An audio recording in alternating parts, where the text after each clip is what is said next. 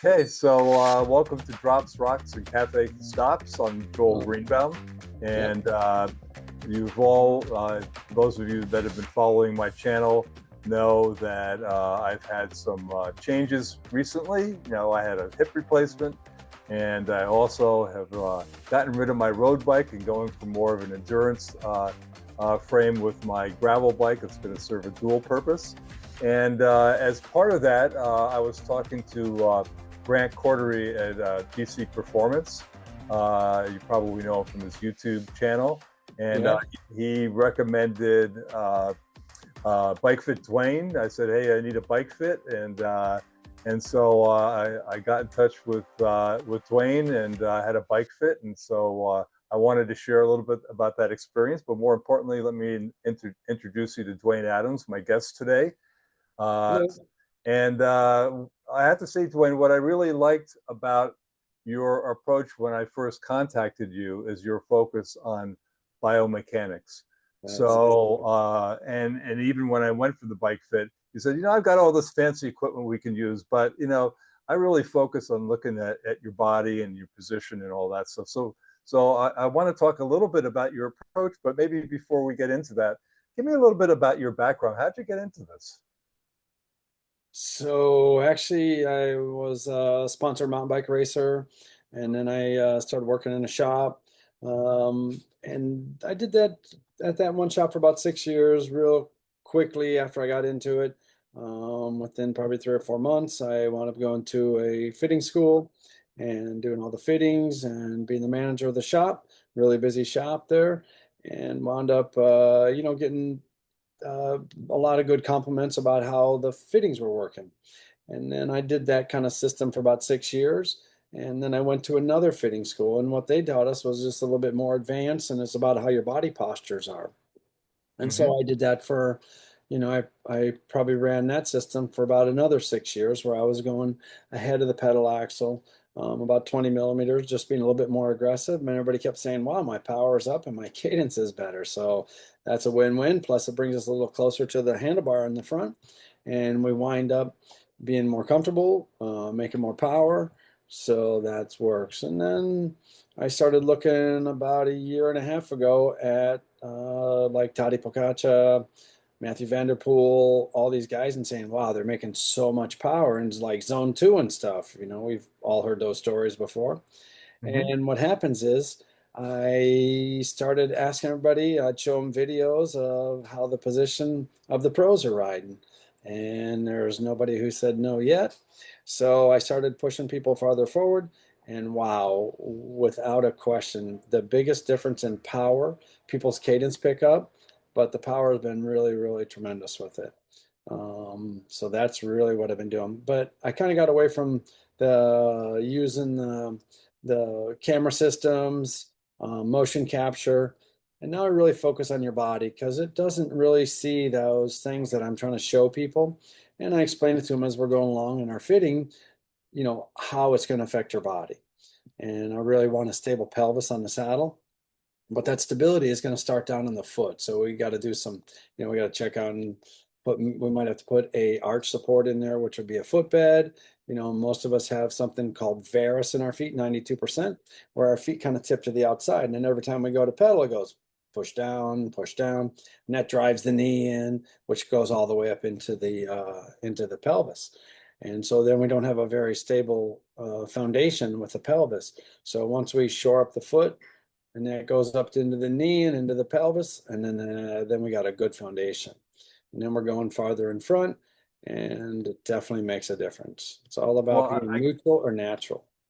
I got to tell you, I resemble that remark exactly, because one of the things when I would have, I sometimes go riding with my son, and he'll do some video, and I would see one of my legs kind of going in towards the Yeah. bike, from exactly connected, to the foot, and it wasn't until, you did what you described for me that I realized that, and also I really noticed. Number one, well, first of all, I have a confession to make. You know, So, I've been putting off getting a bike fit for a very long time because I'm one yeah, of a those lot of people do. guys that thinks I think I could figure this out. You go online, you go on YouTube, and you try and figure it out and whatnot. But I mean, part of it also was that part of it was the fact that I knew I was going to have my hip replacement, and I wanted to wait till after my hip replacement to do it, right? Right. So, but that was one of the things that really surprised me, like how far off my cleats were, my cleat position was when you did what you described with my feet, my shoes, and then you position my and I ride SPD, pedals. So and what I experienced, immediately when you completed the fit, is I felt like more fluid, like more in Yeah. alignment, and my pedal strokes seemed more fluid. And the other thing that really surprised me was how much further forward you put me in, how much, Yeah, I'm yeah, telling you. yeah. Going forward definitely makes a big difference. We're more comfortable with the front of the bike, but it's going to help to produce more power, and generally your cadence will go up also. So, and that's another thing that I've noticed. My cadence has gone up considerably since we did the bike fit. Some of Yeah, that's me focusing on it, but some of it is clearly my pedaling and the smoothness of my pedaling now, yeah, and also my balance. I have a dual-sided power meter, and so my balance is much more closer between my left and my right yeah, side than it was before the fit. yeah. So yeah, thank you for that. So No worries. you mentioned what you learned from watching all these guys that are riding on the tour, but I'm 71 years old.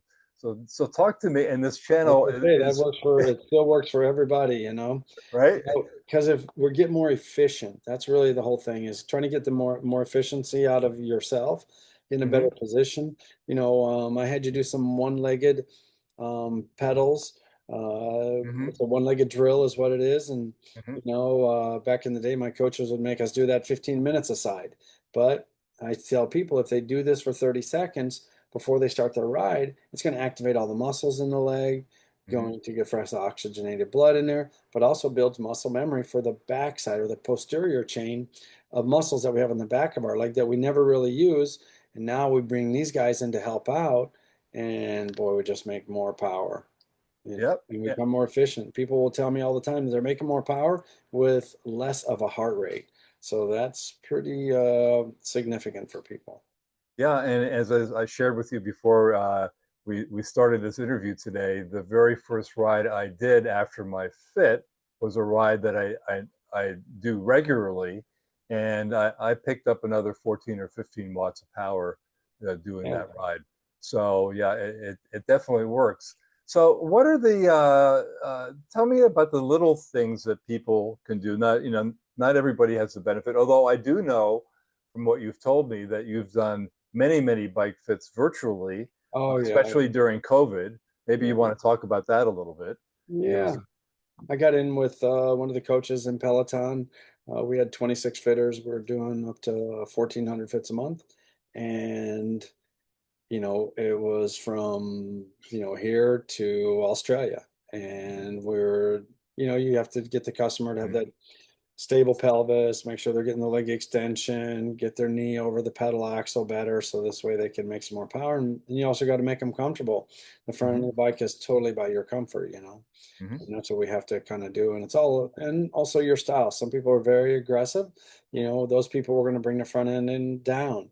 mm-hmm, Like earlier today, I had a guy who was, he races Cat 2, criterium racing, and that bike, there was no spacers left. And, we're being aggressive and as far forward as we can. And, it just, makes him into the position he wants. But now, if you're going to work with somebody else who wants more endurance, more like yourself, we got to be a little bit more careful and bring the front end up a little bit so we can be more comfortable, stand our bike for a longer period of time.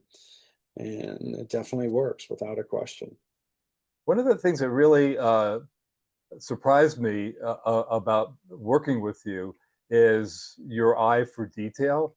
Like when we were, we had positioned my saddle, you got me over the pedals where you wanted me, and we were focusing up front on my shifters, and you noticed just the angle of my hand, even though my shifters were pretty well, in a good position. You turn them in more because you noticed a little wrinkle under my Oh yeah. wrist. What happens is I like to things to be either neutral or natural. This would be kind of neutral or natural Mhm, for us, but as soon as we start going like this, we'll start developing some little lines up underneath here, and mhm. we can see how these little lines right here. We just want to take them away and make you a little bit more neutral, because after a few hours of riding, and we don't want it to be up like this either. We see how the lines come up to the other side there. So we just want to keep it kind of neutral, so this way, we're more comfortable. Absolutely. Well, I definitely felt the difference. All right. And and I just want to share that even before my bike fit, as I shared with you when I first got there, I was pretty comfortable. I thought, tried a bunch of different saddles. I played around with my position. As I mentioned, I did almost 8,000 miles last year. Yeah. And so, I had a pretty good comfort level on my bike, but the difference really between doing the bike fit and now the comfort that I feel now is I don't think I realize how much more comfortable I Oh could be on yeah. a bike. Yeah. People say to me, wow, I thought I was in a good spot before, but it's like, wow, I didn't know that I could be like this. So Hmm. that's, like Hmm.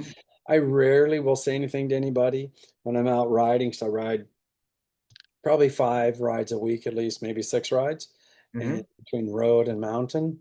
Hmm. And if I see somebody every now and then, I might say, hey, I think I might be able to help you out just by looking at them. And they say, no, but I'm comfortable. Say, okay. And then they'll Yeah. come in and they'll be like, Yeah. wow, I didn't realize it could Yeah. be changed like this and make a good difference. Yeah. I would have been one of those guys. Yeah.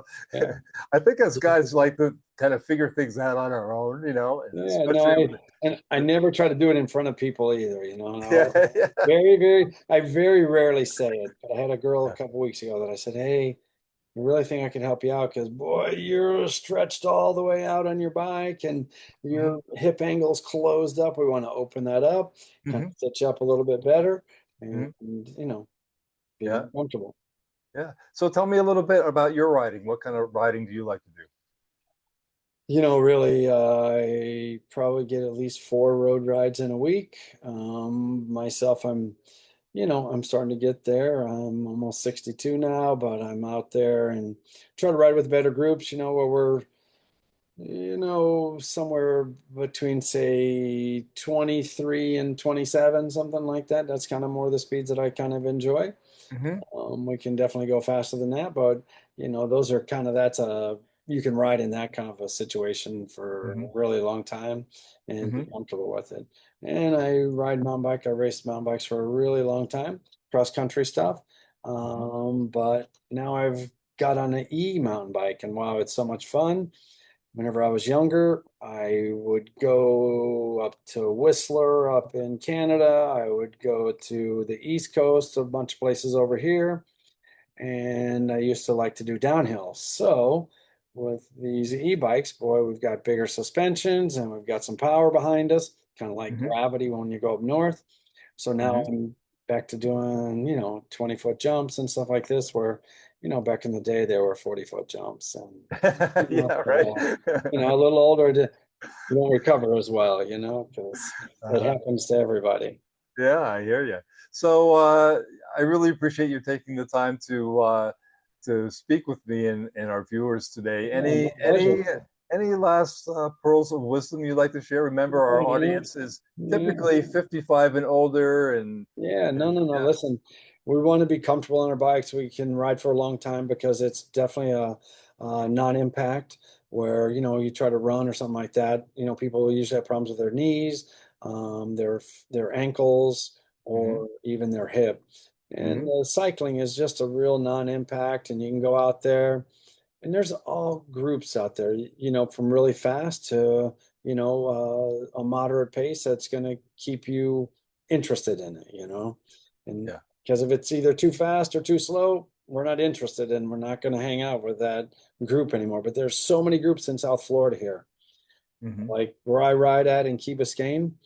In general, I'm going to say that there's probably 4 to 5 different groups all riding at the same time, and we're seeing each other as we're going Hmm. by, because we can kind of, we see each other in the Key Biscayne, that is, that we're riding, Hmm.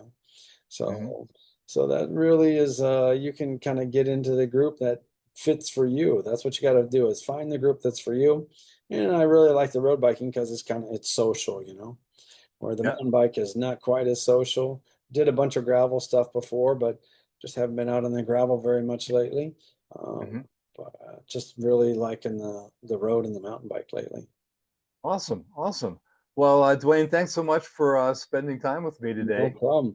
Appreciate it. Totally my pleasure. Yeah, and I know you've got somebody waiting in the wings behind you, Oh so I'll let you yeah, get to your next fit. it's really, Yeah. I'm really lucky with what I do. I mean, always busy every day. Yeah. And if anybody wants to look, check me out. You can go on my Instagram page, or even Google. You can check out Bikefit Dwayne, and you'll see. I'm really Yeah. lucky with what I do. And I will definitely put that in the links below when we post it on the YouTube channel. Perfect. Thank you so Awesome. much, Joel. All right. Have a good one. Okay. Thanks. Bye.